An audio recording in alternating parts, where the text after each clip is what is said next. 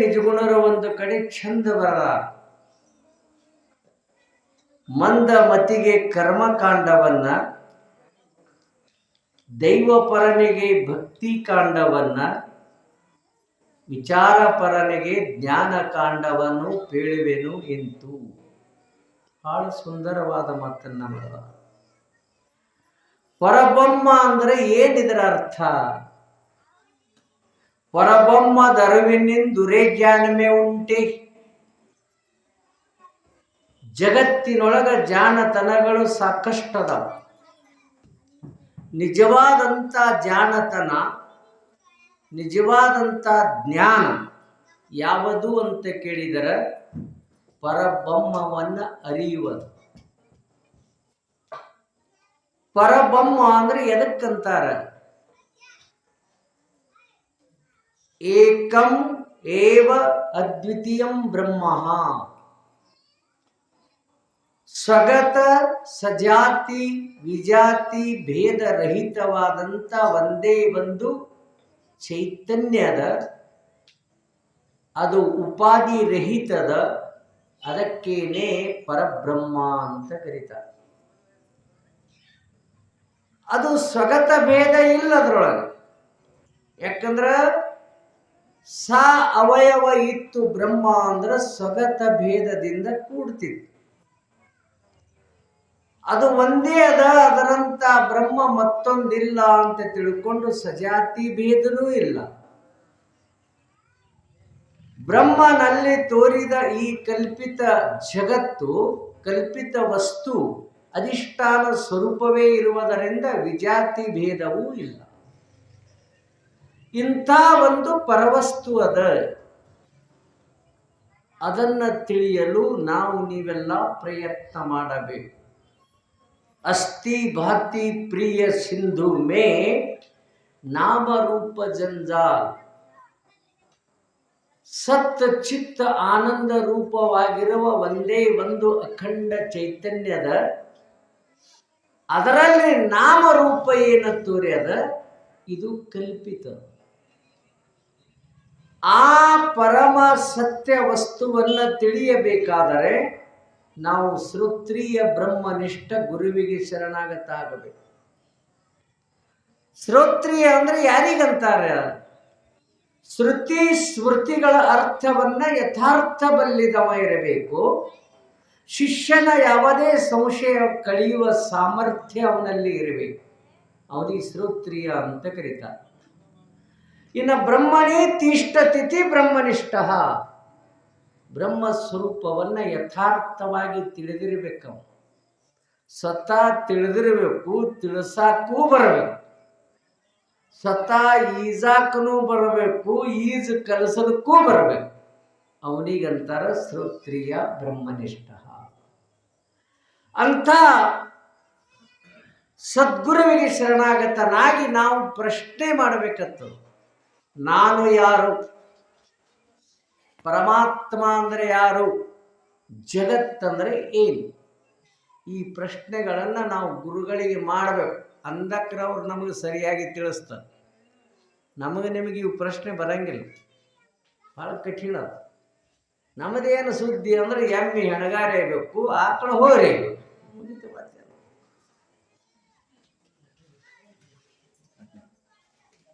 ನಮ್ಮ ಮನೆಯ ಮಗ ಮಾತು ಕೇಳಲಾಗ್ಯಾನ್ರಿ, ನಮಗೆ ಹುಡುಗರಾಗಲಾಗ್ಯಾರ್ರಿ, ನಮ್ಮ ಮನ್ಯಾಗ ಕಿರಿಕಿರಿ ಭಾಳ ಅದರಿ, ಹಂಗಾಯ್ದ್ರಿ ಹಿಂಗಾದ್ರಿ ಅಂದ್ರೆ ಕಟ್ಕೋ ದಾರ ಚೀಟಿ. ನಾವರೇನು ಮಾಡೋದು? ಇದಕ್ಕಂತಾರ ಮನೋರುಗ್ಣ, ಮಾನಸಿಕ ರುಗ್ಣ ಅಂತ ಕರೀತಾರೆ. ಎಲ್ಲ ದವಾಖಾನೆಗೆ ತೋರಿಸಿದೇವ್ರಿ, ಎಲ್ಲ ಡಾಕ್ಟರ್ ನೋಡ್ಯಾರ್ರಿ, ಎಲ್ಲ ಎಕ್ಸ್ರೇ ತೆಗ್ಸಿದೇವ್ರಿ, ಆದ್ರೆ ಏನೂ ಇಲ್ಲ ಅಂದಾರ್ರಿ. ಎದ್ರಾಗ ಚೆಕ್ ಮಾಡಿದ್ರೆ ಇಲ್ಲ ಅಂದಾರ ಅಂದ್ರೆ ಅವನಿಗೆ ಮಾತ್ರ ಮಾನಸಿಕ ರೋಗದ ತಿಳ್ಕೋಬೇಕು. ಯಂತ್ರದಾಗ ಸಿಗ್ಲಂದ್ರೆ ಮಾನಸಿಕ ರೋಗಿ. ಆ ಮಾನಸಿಕ ರೋಗ ಮಾತ್ರ ಚೀಟಿ ಚಿಪಾಟಿಂದೇ ಹೋಗ್ತದೆ.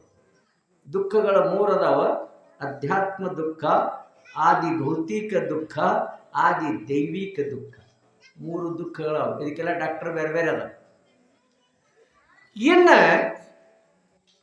ಪರಮಾತ್ಮನನ್ನ ತಿಳಿಯಬೇಕು ಅಂತ ಎಲ್ಲರಿಗೂ ಕುತೂಹಲ ಅದ. ಎಲ್ಲರೂ ನೋಡಕ್ಕೆ ಹೊಂಟಿದೆವು.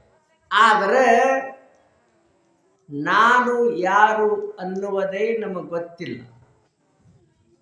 ಪಹಲೆ ಆಪಕಾ ಪತಾ ಕರಲೆ तो भगवान का पता मिले, आपका पता अगर न मिले तो भगवान का बेपत्ता. ನೀವೆಲ್ಲ ಪರಮಾತ್ಮ ಹುಡುಕಾಡ್ಲಿಕ್ಕೆ ಹೊಂಟೀರಿ. ಏನು ಎದಕ್ಕೆ ಅನ್ಬೇಕು? ಈ ಸಂತ ಬಹಳ ವಿಚಿತ್ರದ ಈ ಜಗತ್ತಿನೊಳಗೆ.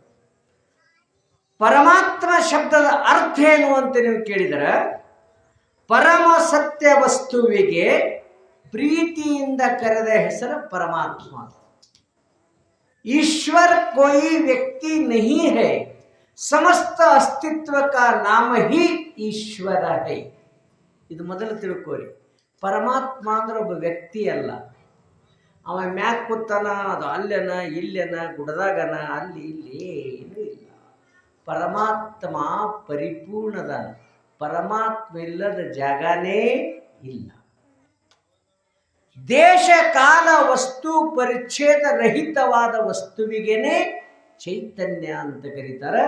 ಅಂಥದರ ಜ್ಞಾನದಕ್ಕಿಂತ, ಆ ಪರಬ್ರಹ್ಮನ ಜ್ಞಾನದಕ್ಕಿಂತ ಇದಕ್ಕೆ ಬೇರೆ ದೊಡ್ಡ ಜ್ಞಾನ ಯಾವುದೂ ಇಲ್ಲ. ಬಹಳ ಮುಖ್ಯ ವಿಷಯ ಅದ. ಇಷ್ಟು ದಿವಸ ಆದ ವಿಷಯದೊಳಗೆ ಇದು ಬಹಳ ಮುಖ್ಯ. ಈಗ ಬಸವಣ್ಣವರು ಕೂಡ ಈ ಮಾತನ್ನು ಬರಲ್ಲ. ಸಮುದ್ರ ಘನವೆಂಬೆನೆ ಧರೆ ಮೇಲಡಗಿತ್ತು. ಧರೆ ಘನವೆಂಬೆನೆ ಆದಿಶೇಷನ ಹೆಡೆ ಮೇಲಡಗಿತ್ತು. ಆದಿಶೇಷನೇ ಘನವೆಂಬೆನೆ ಪಾರ್ವತಿಯ ಕಿರುಬೆರಳಿನ ಉಂಗುರವಾದ. ಪಾರ್ವತಿಯೇ ಘನವೆಂಬೆನೆ ಪರಮಾತ್ಮನ ಅರ್ಧಾಂಗಿಯಾದಳು. ಪರಮಾತ್ಮನೇ ಘನವೆಂಬೆನೆ ಶರಣರ ಮನದ ಕೊನೆಯಲ್ಲಿ ವಾಸವಾಗಿಪ್ಪ. ಎಲ್ಲಿ ಹಾನೋ ಪರಮಾತ್ಮ, ಎಲ್ಲಿ ಹಾನೋ ಬಲ್ಲಂತ ಜ್ಞಾನಿಗಳ ಬಲ್ಲಿ. ಅವನೇ ತಿಳಿಸ್ತಾನೆ. ನೀವು ಮಾಡಿದ ದೇವರನ್ನ ನೋಡಬೇಕಾದ್ರೆ ಗುರು ಬೇಕಾಗಿಲ್ಲ. ಲಕ್ಷದಾಗಿಟ್ಕೋರಿ. ನೀವು ಮಾಡಿದ ದೇವರನ್ನ ನೋಡಬೇಕಾದ್ರೆ ಜೀಪ, ಕಾರ, ಕಿಶನ ರೊಕ್ಕ, ಬಡಿಗಾಡಿ. ನೀನು ಮಾಡಿದ ದೇವರನ್ನ ನೋಡಬೇಕಾದ್ರೆ ಗುರು ಬೇಕಾಗಿಲ್ಲ. ನಿನಗೆ ಮಾಡಿದ ದೇವರನ್ನ ನೋಡಬೇಕಾದ್ರೆ ಅಮೋಘ ಸಿದ್ಧರ ಆಶೀರ್ವಾದ ಬೇಕು.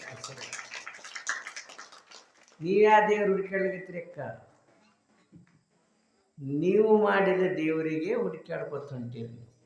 ನಿನಗೆ ಮಾಡಿದ ದೇವರೊಬ್ಬದ ನಿನ ಬಂದಿಲ್ಲ. ಎಷ್ಟು ಶಕ್ತಿ ಆದರೆ ಗುರುವಿನಲ್ಲಿ. ನೀವು ಏನು ತಂದು ಕುಂಡ್ರಿಸ್ತೀರಿ, ಗುಡಿಯಾಗ ಮೂರ್ತಿ ಎಲ್ಲರೂ ಕುಂಡ್ರಿಸ್ತೀರಲ್ಲ, ಅಲ್ಲಿ ಪ್ರಾಣ ಪ್ರತಿಷ್ಠೆ ಯಾರು ಮಾಡ್ತಾರತ್ರಿ?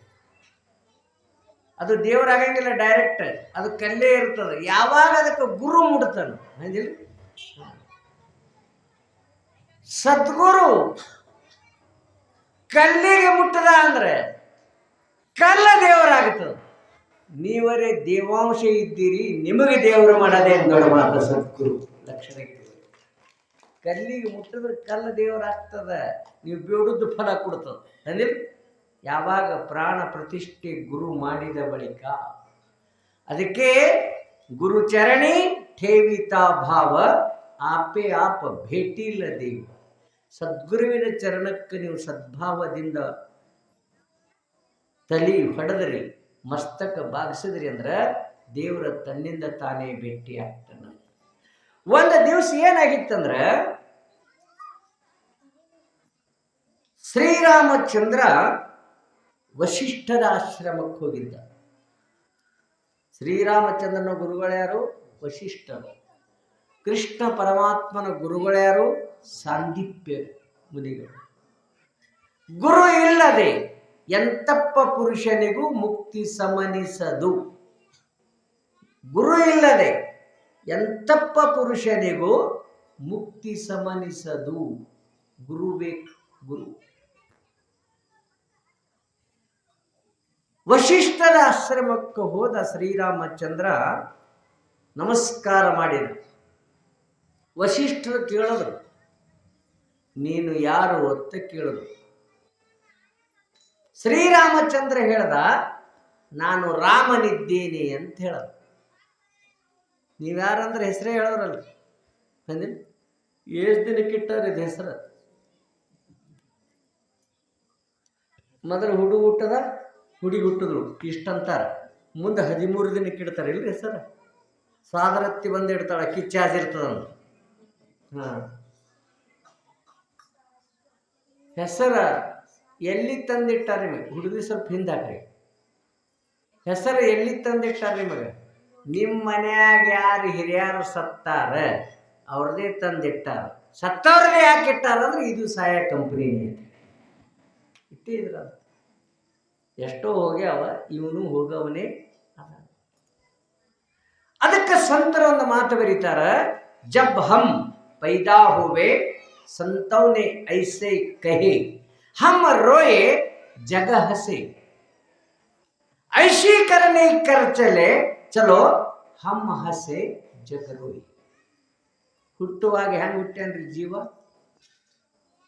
ಹೆಂಗೆ ಹುಟ್ಟ್ಯಾನ್ರಿ? ಜೂಟು ಬೋಲೆ ಕವಕಾಟೆ ಹಣ್ಕೋತ ಹುಟ್ಟ್ಯಾನ, ಹೇಳೆ ತಂಗಾಳಿ ಕೇಳೆ ತಂಗಾಳಿ ಅಂತಾನ ಅನ್ಕೋತ ಹುಟ್ಟ್ಯಾನ. ತೋಟದಾಗೆ ಹೂವ ಕಂಡೆ, ಹೂವ ಒಳಗೆ ನಿನ್ನ ಕಂಡೆ, ಕಡೆಗೆ ಸುಡಗಾಡ ಕಂಡೆ. ಏನು ಹಾಡಿಲ್ಲಿಂದ ಅಳ್ಕೋತಾನೆ ಹುಟ್ಟ್ಯದಿದು ಭೂಮಿಗೆ. ಮೈದಿರಿ ಅಳ್ಕೋತಾನೆ ಹುಟ್ಟ್ಯ. ಆವಾಗ ಜಗತ್ತು ನೋಡಿ ಇವನಿಗೆ ನಕ್ಕದ. ಹುಟ್ಟದ ಪೇಡೆ ಹೆಂಚರಿ, ಹುಡಿ ಹುಟ್ಟದಳು ಜಿಲೇಬಿ ಹೆಂಚರಿ. ಹೌದಲ್ಲ? ಇವ ಅಳ್ಕೋತ ಹುಟ್ಟ್ಯಾನ, ಜಗತ್ತು ನೋಡಿ ಇವನಿಗೆ ನಕ್ಕದ. ಅಳ್ಕೋತೆ ಹುಟ್ಟಲೆಕ್ಕ ಇದು ಸ್ವಾಭಾವಿಕ ಅದ. ಹೋಗುವಾಗ ನೀ ನಕ್ಕೊತ್ತು ಹೋಗು, ಜಗತ್ತು ಅಳ್ಕೋತು ಕೂಡ್ಲಿ, ಆವಾಗ ನೀ ಮನುಷ್ಯ ಜನ್ಮಕ್ಕೆ ಬಂದದ್ದು ಸಾರ್ಥಕ.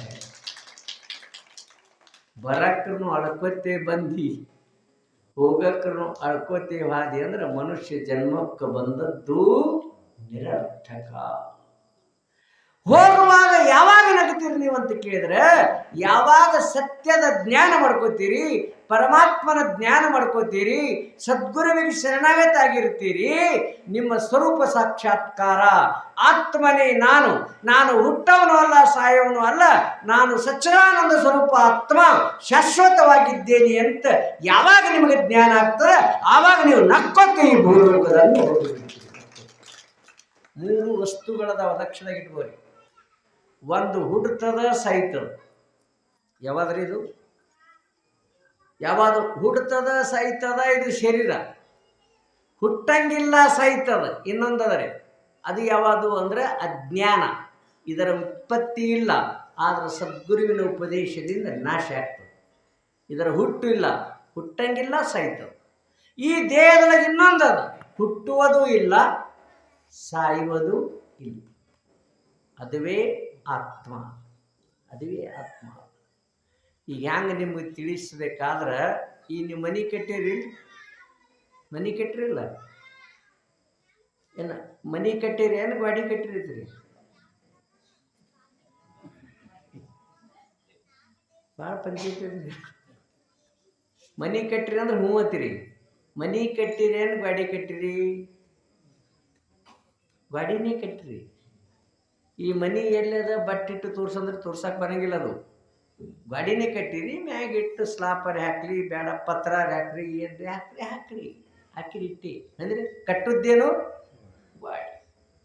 ಮಳೆಗಾಲದಾಗ ಮನೆ ಬೀಳ್ತದೆ, ಗಾಡಿ ಬೀಳ್ತದ್ರಿ.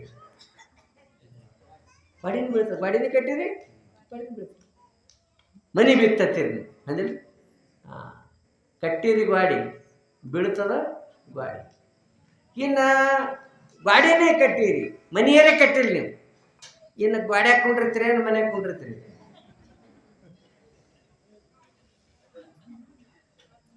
ಮನ್ಯಾಗ ಕೂತಿರ್ತೀರಿ ನೀವು. ಎಷ್ಟು ದೊಡ್ಡ ಭ್ರಾಂತಿ ಅದು ನೋಡ್ರಿ. ಗಾಡ್ಯಾಗಾರ ಕುಂಡ್ರಲು ಬರಲ್ಲ, ಗಾಡಿಗೊಮ್ಮೆ ಕುಂಡ್ರಸ್ತಾರ, ಅದು ಬೇರೆ. ಎಲ್ಲಿ ಹಾದು ನಮ್ಮಪ್ಪ ಎಲ್ಲಾರ ಮುಂದೆ ಕೂತಾನ, ಇವ ಅಲ್ಲೋ ಯಪ್ಪ ಒಳಗಿನವತನ. ಮೊದಲೇ ಒಳಗಿನವ ತಿಳ್ಕೊರೋ, ಹೋಗೇನ ಯಾಕೆ ಕಳತಿ, ಹೊರಗಿನವ ಅಂದ್ರೆ ಗಾಡಿಗೆ ಕೂತ. ಲಕ್ಷದಾಗ ಇಟ್ಕೋರಿ, ಯಾವ ಹೋಗ್ತಾನಿದ್ರಂದ್ರೆ ಸೂಕ್ಷ್ಮ ಶರೀರ ಈ ಸ್ಥೂಲ ಶರೀರ ಬಿಟ್ಟು ಮತ್ತೊಂದು ದೇಹ ಧಾರಣ ಮಾಡಲಿಕ್ಕೆ ಹೋಗ್ತದೆ. ಸ್ಥೂಲ ಶರೀರಕ್ಕೂ ಸೂಕ್ಷ್ಮ ಶರೀರಕ್ಕೂ ಆಗುವ ಸಂಯೋಗಕ್ಕೆ ಜನ್ಮ ಅಂತಾರ. ಸ್ಥೂಲ ಶರೀರಕ್ಕೆ ಮತ್ತು ಸೂಕ್ಷ್ಮ ಶರೀರಕ್ಕೆ ಆಗುವ ವಿಯೋಗಕ್ಕೆ ಬಿಡುಗಡೆ ಇದಕ್ಕಂತಾರ ಮರಣ. ಇದೇನು ದೊಡ್ಡ ಮಾತಿಲ್ಲ. ಹಳೆ ಬಟ್ಟೆಗಳನ್ನು ತೊರೆದು ಹೊಸ ಬಟ್ಟೆಗಳನ್ನು ಧರಿಸಿದಂತೆ. ಹಳಿ ಬಟ್ಟೆ ಬಿಟ್ಟು ಹೊಸ ಬಟ್ಟೆ ಧಾರಣ ಮಾಡಿದ್ರೆ ಅಳಬೇಕೇನು ನಗಬೇಕ್ರಿ? ನಗಬೇಕು. ಹಾಗೆ ಈ ದೇಹ ಬಿಟ್ಟು ಈ ಜೀವ ಮನೆ ಹಳಿದೈತಂದ್ರೆ ಇದು ಬಿಟ್ಟು ಮತ್ತೊಂದು ಮನೆಗೆ ಹೋಗ್ತಾನೆ. ಹಳಿ ಮನೆ ಬಿಟ್ಟು ಹೊಸ ಮನೆಗೆ ಹೋದ್ರೆ ನಗತೀರಿ ಅಂದಿಲ್ಲ? ಮತ್ತು ಯಾಕೆ ಅಳ್ತೀರಿ? ಯಾಕೆ ಅಳ್ತೀರಿ? ಯಾಕೆ ಅಳಬೇಕಾದ್ರೆ ಸುಮ್ಮನಾಗಿಲ್ಲ ನೀವು. ನಿಮಗೇನಾರೆ ಅವನದಿಂದ ಲಾಭ ಇತ್ತಂದರೆ ಅಳ್ತೀರಿ ಅಂದಿಲ್ಲ? ಹಾಂ, ಇಲ್ಲ ನೀವು ಹಂಗೆ ಅಳಂಗಿಲ್ಲ. ಸಂಬಂಧ ಇದ್ದರೆ ಭಾಳ ಅತಿ ಸಂಬಂಧ ಲಾಭದಾಯಕ ವ್ಯಕ್ತಿ ಇತ್ತಂದ್ರೆ ಆಳ್ತಾರೆ. ಇಲ್ಲಾಂದ್ರೆ ಶತ್ರು ಇದೆ, ಹೋಯ್ತು ಬೇಡ, ಚಲೋ ಐತೆ ಬಿಡೋದ್ರು. ಈಗ ನಾನು ನಿಮಗೊಂದು ಮಾತು ಹೇಳಕತ್ತೀನಿ, ಆತ್ಮಜ್ಞಾನ ತಿಳಿಸಲು. ಮನಿ ಕಟ್ಟಕ್ಕಿಂತ ಮೊದಲು ಏನಿತ್ರಿ? ಅಲ್ಲಿ ಬೈಲ, ಆಕಾಶ ಇತ್ತು. ಕರೆಕ್ಟ್ ಅಲ್ಲ? ಪ್ಲಾಟ್ ತೊಗೊಂಡಕ್ರೆ ಏನಿತ್ರಿ? ಅಲ್ಲಿ ಬೈಲಿ ಅಲ್ಲ, ಆಕಾಶ. ಇನ್ನು ಮನೆಯರ ಕಟ್ಟ್ರಿ, ಬೇಡ ಗಾಡ್ಯಾರ ಕಟ್ಟ್ರಿ, ಕಟ್ಟದ್ರಿ. ಕಟ್ಟದ ಬಳಕ ನೀವು ಮನ್ಯಾಗ ಕುಂಡಿರ್ತೀರಿ, ಗಾಡ್ಯಾಗ ಕುಂಡಿರ್ತೀರಿ ಅಂತ ನಾ ಕೇಳ್ದಂದ್ರೆ ಗಾಡ್ಯಾಗಾರೆ ಕುಂಡ್ರಲಿಕ್ಕೆ ಬರಲ್ಲ. ನೀವು ಎಲ್ಲಿ ಕೂತೀರಿ? ಆಕಾಶದಾಗೆ ಕೂತೀರಿ. 4 ಗಾಡಿ ಉಪಾಧಿ ಮಾಡ್ಕೊಂಡಂತ ಆಕಾಶದಾಗ ಕೂತೀರಿ, ಫಲದಾಗೆ ಕೂತೀರಿ. ನೀವು ಆಕಾಶ ಬೇಕಲ್ರಿ ಕುಂಡ್ರಲಕ್ಕೆ? ಆಕಾಶದಾಗೆ ಕೂತೀರಿ. ಮನಿ ಕಟ್ಟಕ್ಕಿಂತ ಮೊದಲು ಅಲ್ಲಿ ಆಕಾಶವೇ ಅದ. ಮನಿ ಕಟ್ಟದ ಮ್ಯಾಗನೂ ಆಕಾಶ ಅದ. ಮನಿ ಬಿದ್ದು ಆದ್ರೂ ಆಕಾಶ. ಆಕಾಶ ಬಿದ್ದಿಲ್ಲ, ಆಕಾಶ ಯಾವಾಗಲೂ ಅದ. ನೀವು ಮನಿ ಕಟ್ಟದಕ್ಕರೂ ಅದ, ಮನಿ ಇದ್ದಕ್ಕರೂ ಅದ, ಮನಿಕ್ಕಿಂತ ಮೊದಲು ಅದ, ಮನಿ ಬಿದ್ದ ಮ್ಯಾಗನೂ ಆಕಾಶ ಶಾಶ್ವತ ಹೆಂಗದನೋ ಹಾಗೆ ಆತ್ಮರೂಪ ಇದು ಆಕಾಶ ತಿಳ್ಕೊರಿ. ಆತ್ಮ ಈ ಶರೀರ ಎಂಬ ಮನಿ ತಯಾರಾಗಕ್ಕಿಂತ ಮೊದಲು ಅದ, ಶರೀರ ಎಂಬ ಮನಿ ತಯಾರಾದಕ್ಕರೂ ಅದ. ಈ ಶರೀರ ನಾಶ ಆಗಿ ಹೋದರೂ ಕೂಡ ಆತ್ಮ ಶಾಶ್ವತ. ಆತ್ಮ ಶಾಶ್ವತ. ಇದಕ್ಕೇನೆ ಪರಬ್ರಹ್ಮ ಅಂತ ಕರೀತಾರೆ. ಆತ್ಮನಿಗೆ ಬ್ರಹ್ಮನಿಗೆ ಮುಖ್ಯ ಸಮಾನಾಧಿಕರಣದ ನಾಮ ಮಾತ್ರ ಭೇದ, ವಸ್ತು ಭೇದ ಇಲ್ಲ. ಅದಕ್ಕೆ ಇವತ್ತಿನ ವಿಷಯದಲ್ಲಿ ಶ್ರೀರಾಮಚಂದ್ರ ವಸಿಷ್ಠರ ಆಶ್ರಮಕ್ಕೆ ಹೋದಾಗ ವಸಿಷ್ಠರು ಕೇಳಿದ್ರು, ನೀ ಯಾರು? ಅವಾಗ ಅಂದ, ನಾ ರಾಮ ಇದ್ದ.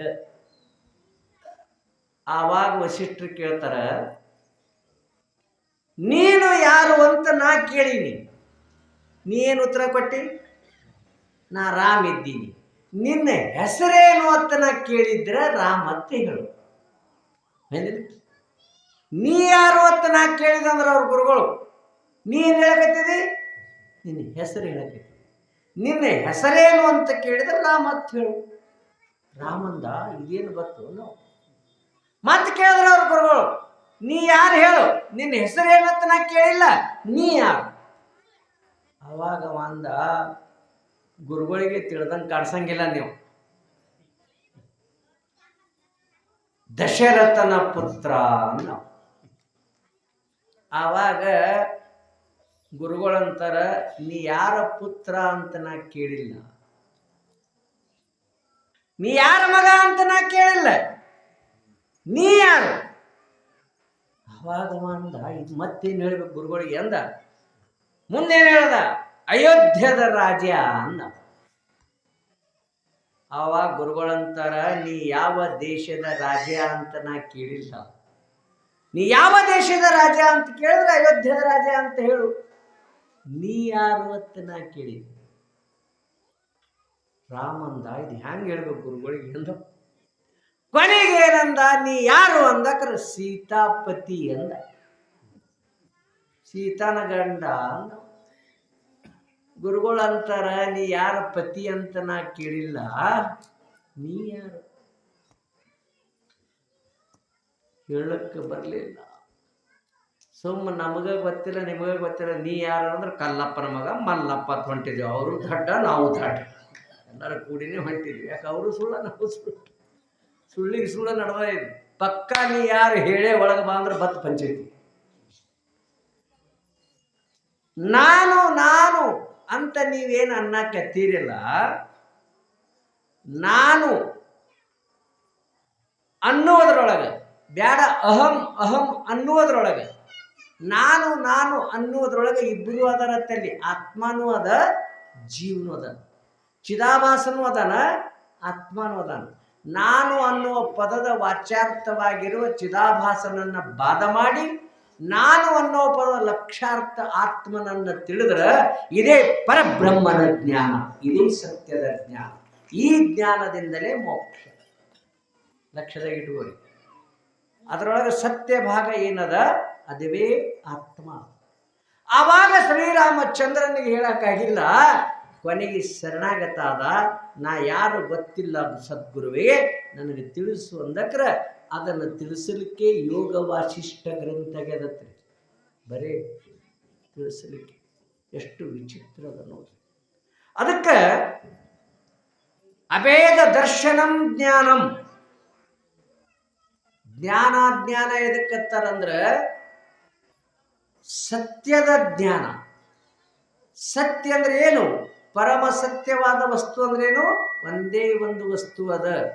ಅದು ತಿಳಿಬೇಕಾದ್ರೆ ನಾಮ ರೂಪವನ್ನು ದಾಟಬೇಕಂತ. ಅಲ್ಲಿ ತನಕ ಮಾತ್ರ ಗುರುವಿನ ಕರುಣೆ ಆಗ ತನಕ ಅದರ ಜ್ಞಾನ ಆಗಂಗಿಲ್ಲ. 4 ಕೃಪೆಗಳು ಬೇಕಿದೆ: ಈಶ್ವರ ಕೃಪೆ, ಗುರು ಕೃಪೆ, ವೇದ ಕೃಪೆ, ಅಂತಃಕರಣ ಕೃಪಾ ಬೇಕತ್ ನೋಡಿ. 4 ಕೃಪೆಗಳಿದ್ರೆ ಇವನಿಗೆ ಅಂಥ ಸತ್ಯ ವಸ್ತುವಿನ ಜ್ಞಾನ ಆಗ್ತದೆ. ಇಲ್ಲಂದ್ರೆ ಆಗಾಕ ಸಾಧ್ಯ ಇಲ್ಲ. ಗುರುಗಳು ಅಂತವ್ರು ಬೇಕು. ಯಾಕಂದ್ರೆ ಒಬ್ಬನಿಗೆ ಒಂದರಾಗ 2 ಕಣಸ ರೋಗಿತ್ತದ. $1 ಇತ್ತಂದ್ರೆ $2 ಕಾಣಿಸ್ತೀವಿ ಅವನಿಗೆ. 1 ದೀಪ ಇಟ್ರೆ 2 ದೀಪ ಕಾಣಿಸ್ತೀವಿ. 1 ಮೈಕ್ ಮುಂದಿಟ್ರೆ 2 ಮೈಕ್ ಕಾಣಿಸ್ತೀವಿ ಅವನಿಗೆ. ಇಂಥ ರೋಗ ಹತ್ತಿತ್ತು ಒಬ್ಬನಿಗೆ. ಒಂದರಾಗ 2 ಕಣಸ ರೋಗಿತ್ತು ಅವನಿಗೆ. ಅವ ಡಾಕ್ಟರ್ ಕಡೆ ಹೋದ. ಡಾಕ್ಟರ್ ಕೂತಿದ್ದು ಒಬ್ಬನೇ ದವಾಖಾನೆಗೆ. ಯಾವ ಪೇಷಂಟ್ ಇಲ್ಲ, ಏನಿಲ್ಲ, ಒಬ್ಬನೇ ಕೂತಿದ್ದವ ಒಳಗೆ. ಇವ ಹೋದ, ಒಂದರಾಗ 2 ಕಣಸ ರೋಗಿ. ಒಳಗೆ ಹೋದ ಕೂಡಲೇ ಡಾಕ್ಟರ್ ಏನಂದ ಅವನಿಗೆ, ಒಮ್ಮೆ 3 ಮಂದಿ ಯಾಕೆ ಬಂದ್ರು ಮಕ್ಕಳೇ ಒಳಗೆ? ಅವನಿಗೆ ಎಷ್ಟು ಕಾಣಿಸ್ತಿರ್ತೀರಿ? ಒಂದರಾಗ 3 ಕಾಣಿಸ್ತೀವಿ. ಅಂಥ ಡಾಕ್ಟರ್ ಕಡೆ ಹೋದ್ರೆ ಕೆಲಸ ಆಗ್ತದೆ. ಹಾಗಂಗಿಲ್ಲ. ಜೀವ ಬೇರೆ ಪರಮಾತ್ಮ ಬೇರೆ ಅಂತ ನಾವು ತಿಳಿದಿದ್ದೆವು. ನಾವು ಭೇದವಾದಿ ಗುರುಗಳ ಕಡೆ ಹೋದೆವು ಅಂದ್ರೆ ಅವ್ರು 3 ತೋರಿಸ್ತಾರೆ ನಮಗೆ. ಜೀವ ಬೇರೆ, ಪರಮಾತ್ಮ ಬೇರೆ, ಜಗತ್ತು ಬೇರೆ. ಆದ್ರೆ ಒಂದೇ ಅಂತ ಹೇಳುವ ಸದ್ಗುರು ಅವನಿಗೆ ಶರಣಾಗತ್ತ. ಅದಕ್ಕೆ ಗೊತ್ತಾಗ್ತದೆ. ಅವ್ರು ಹೇಳಿದ ಮಾತ ನಮ್ಮ ಅಂತಃಕರಣದೊಳಗೆ ಮೂಡಬೇಕು. ಅದಕ್ಕೆ ಅಂದಾರ ಪರಮಾನುಭವ ಬೋಧೆಯಲ್ಲಿ ಯಾಜ್ಞವಲ್ಕ್ಯರು ಮೈತ್ರಾದೇವಿಗೆ ಉಪದೇಶ ಮಾಡುವ ಮುಂದೆ ಒಂದು ಮಾತು ಬರದ. ಏನು ಅಂತ ಕೇಳಿದ್ರೆ, ಇದು ಸತ್ಯಾನುಭವ, ಇದು ಮಿಥ್ಯಾನುಭವವೆಂದು ವದವಿ ಬೋಧಿಪನೇ ಸದ್ಗುರು. ಅವನ ಮಾತು ಹೆಂಗೆ ಕೇಳಬೇಕು? ಭಾಳ ಚಂದ ಬರದಾರ. ನೆರೆ ಕೇಳು, ಕೇಳುವುದನ್ನು ಅರಿ, ಅರಿದುದನ್ನೊಮ್ಮೆ ಮರೆಯದಿರು. ಗುರು ಪೇಳದ ತೆರದೋಳು, ತೊರೆ ವಿಷಯವನ್ನು ತೊರೆದು ನಿರ್ವಿಷಯದೋಳು ಕರಿಗೊಂಡು ನಿಲೆ, ನೀನೇ ಸುಖಿಯಪ್ಪೆ. ಚೆನ್ನಾಗಿ ಕೇಳಬೇಕತ್ರಿ. ಕೇಳುವುದನ್ನು ತಿಳಿಬೇಕತ್ತ. ಏನು ತಿಳಿದಿರಿ ಅದು ಎಂದು ಮರಿಬಾರ್ದು. ಕೇಳುವುದನ್ನು ಅರಿ, ಅರಿದುದನ್ನೊಮ್ಮೆ ಮರೆಯದಿರು.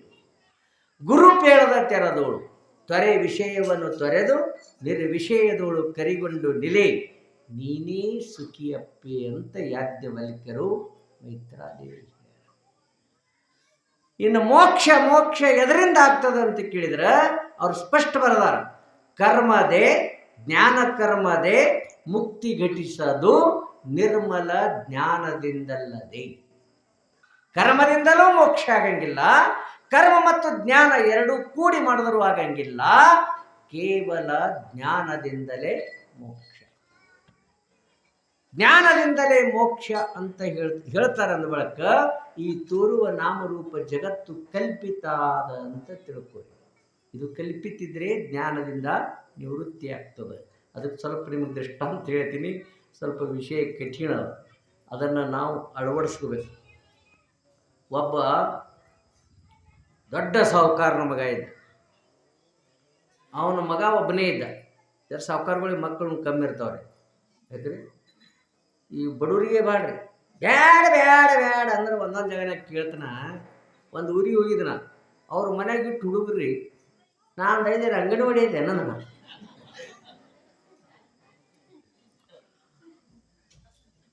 ನಾವು ಕರ್ನ ಸುಳ್ಳಿಲ್ರಿ. ಒಂದು ಊರಿಗೆ ನಾವು ಹೋಗಿದ್ದ ಪ್ರವಚನ ಕರ್ನಾಟಕದಾಗ. ತುಂಬ ಮನೆ ತುಂಬ ಮಕ್ಕಳಿದ್ವು ರೀ. ನಾನು ಇದು ಅಂಗನವಾಡಿ ಅದೇ ಮಿನಿ ಅಂಗನವಾಡಿ ಅಂದ್ರೆ ಓ ಇಲ್ರಿ ಎಲ್ಲ ನಮ್ಮ ಮಕ್ಕಳು ಅಂದ್ರೆ ಏಸು ಅಯ್ಯವಾತ್ ಕೇಳಿದ್ರ 9 ಗಂಡ 7 ಹೆಣ್ಣು ಅದ್ರಿ 16 ರೀ. ಪಾಪ ಈ ಬಡವ್ರಿಗೆ ಮಕ್ಕಳು ಬೇಡ. ಏನದು ಯಾರಿಗತ್ತೆ ಉಲ್ಟಾನೇ ಅದು. ವಿಚಿತ್ರ ಅದು ಪರಮಾತ್ಮನ ಸೃಷ್ಟಿ. ತಿನ್ನಾಕ ಅನ್ನ ಇರಂಗಿಲ್ಲ, ಅಲ್ಲಿ ಮಕ್ಕಳು ಹೆಚ್ಚಿರ್ತಾವ. ಸಾಕಷ್ಟು ತಿರ್ಲಿಕ್ಕಿರ್ತದ, ಒಂದೇ ಮಗ.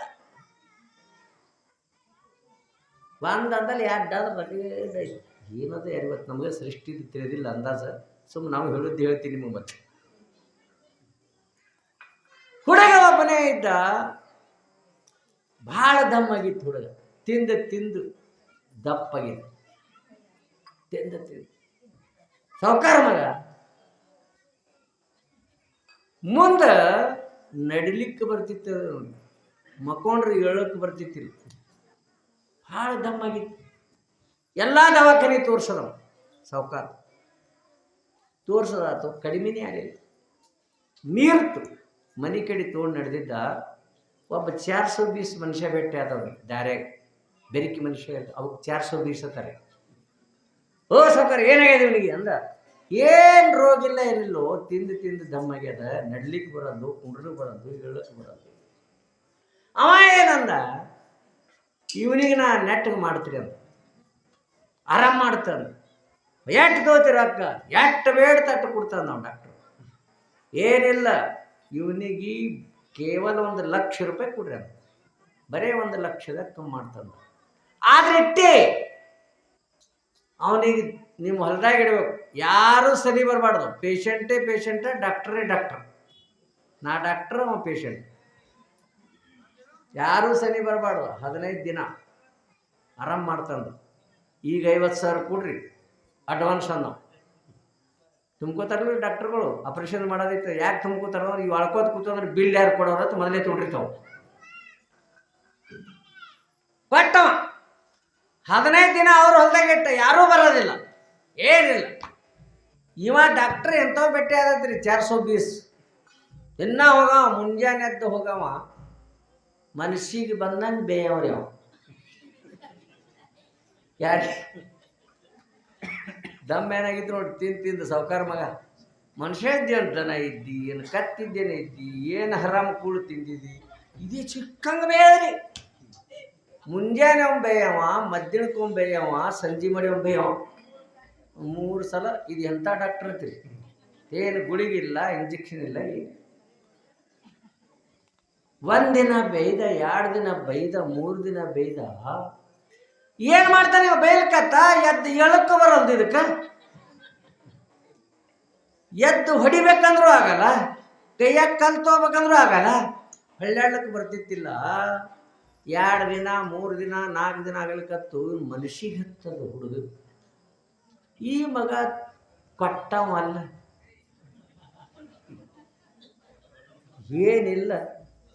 ನಮ್ಮ ಮನ್ಯಾಗ ನಾ ತಿಂದ ನಾ ದಮ್ಮಾಗ್ಯದ, ಈ ಮಗ ಯಾಕೆ ಬೇಯ್ಲಿಕತ್ತ ಅಂತ ಮನುಷ್ಯಗೆ ಹತ್ತು 4ನೇ ದಿನಕ್ಕೆ 5ನೇ ದಿನಕ್ಕೆ 6ನೇ ಸ್ವರ್ಗಲಿಕತ್ತವು.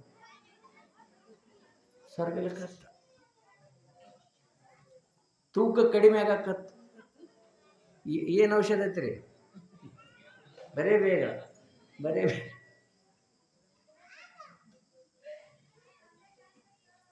8ನೇ ದಿನಕ್ಕೆ 9ನೇ ದಿನಕ್ಕೆ 10ನೇ ದಿನಕ್ಕೆ ಕೈ ಕಾಲು ಸರಸಲಿಕ್ಕೆ ಬರ್ಲಕತ್ತವನಿಗೆ. ಸರಗಲ್ಕತ್ತ 10, 11, 12ನೇ ದಿನಕ್ಕೆ ಠೀಕ್ ಅವ ಬರಕ್ಕಿಂತ ಮೊದಲು ಸ್ವಲ್ಪ ತಿರುಗಾಡ್ಲಕತ್ತ. 15ನೇ ದಿನಕ್ಕೆ ಬತ್ತ ಮನಸ್ಸನಾಗಿವ್ರಿ, ಇವತ್ತು ಬೇಲಿ ಮಗ ಬಂದು ನೋಡೇ ಬಿಡುತ್ತೆ ಈ ಮಗನಿಗೆ. ಇವ ಕೊಟ್ಟವ ಅಲ್ಲ, ತಗೊಂಡವ ಅಲ್ಲ, ಏನಲ್ಲ ಅದು ಸಿಟ್ಟು ಬಂದಿತ್ತು. ಸ್ವರ್ಗಿದ್ದ 15ನೇ ದಿನಕ್ಕೆ ಬಂದ ಇವ ಚಾಲು ಮಾಡಿದ ಇವನು ದವಾಖಾನೆ. ಬಾಯಿಗೆ ಬಂದು ಬೇಯ್ಲಿಕತ್ತ. ಅವ ಅಂದ, ಮಗನ 15 ದಿನ ಆಯ್ತು ನಡೆಸಿದಿ, ನನಗೆ ಹೇಳಕ್ಕೆ ಬರ್ತಿತ್ತು, ನಾನು ಬೆನ್ನ ಹತ್ತಿ ಬಿಟ್ಟು ಹೊಡ್ಲಿಕ್ಕೆ. ಅವ ಮುಂದ ಅವನ ಹಿಂದೆ ಇವ ಸಾವುಕಾರ ಮನೆ ಮುಂದೆ, ಸಾವುಕಾರ ಹಿಡ್ಕೊಂಡು ನಿಮ್ಮ ಪೇಷಂಟ್ ಆರಾಮಿಗೆ.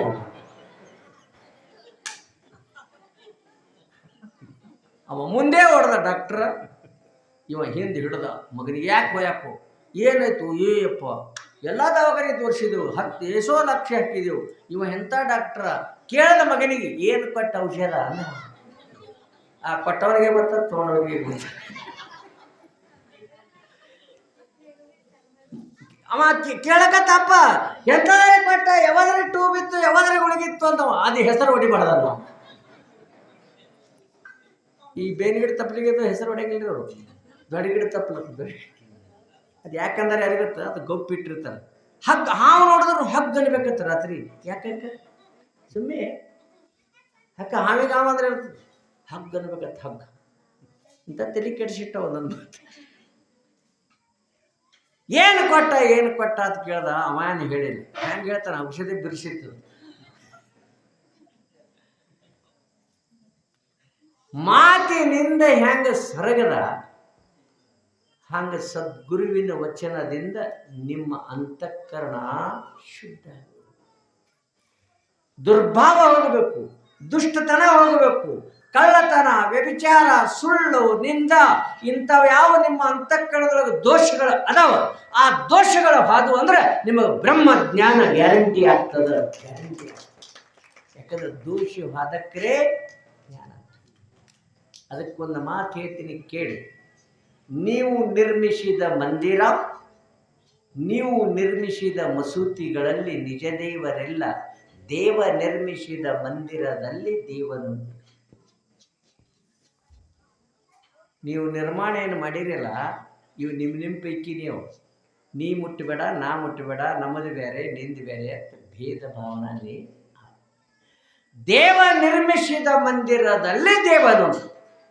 ದೇವ ನಿರ್ಮಾಣ ಮಾಡೋದು ಮಂದಿರವಾದ್ರಿ. ದೇವ ನಿರ್ಮಾಣ ಮಾಡಿದ ಮಂದಿರವಾದ, ದೇವರೇ ನಿರ್ಮಾಣ ಮಾಡಿದ ಮಂದಿರವಾದ್ರಿ. ಇದುವೇ ದೇಹ ಮಂದಿರ. ಶರೀರ ಮಂದಿರ. ಇದು ಯಾರು ತಯಾರು ಮಾಡ್ಯಾರತ್ರಿ? ನೋಡ್ರಿ ಎಷ್ಟು ವಿಚಿತ್ರ. ತನು ವಿಧ ನುಳಿದು ಇಂದ್ರ ಜಾಲದ ಆಳಗಳುಂಟೆ. ಈ ಶರೀರಕ್ಕಿಂತ ದೊಡ್ಡ ಜಾದು ಇದು. ಆಶ್ಚರ್ಯ. ಮತ್ತೇನ್ರಿ ಆದ ಈ ಜಗತ್ತಿನ? ನೋಡ್ರಿ, ಕೇವಲ ತಂದೆಯಲ್ಲಿರುವ ಒಂದು ಹನಿ ವೀರ್ಯ, ತಾಯಿಯಲ್ಲಿರುವ ಒಂದು ಹನಿ ವೀರ್ಯ, ತಂದೆಯಲ್ಲಿರುವ ಕಾರ್ಮಿಕ ಮಲ, ತಾಯಿಯಲ್ಲಿರುವ ಮಾಯಾಮಲ, ಇವೆರಡೂ ಕೂಡಿದ ಬಳಕ ಅಣುಮಲ, ಮಲತ್ರಯಗಳಿಂದ ಈ ಶರೀರ ತಯಾರಾಗ್ಯದ. ಇದು ಯಾವ ಕಾರ್ಖಾನೆಯಲ್ಲಿ ಆಗ್ತದ್ರಿ? ಎಲ್ಲರೂ ಮಾಡ್ತಾರೆ ಅದಕ್ಕೆ? ಇಲ್ಲ.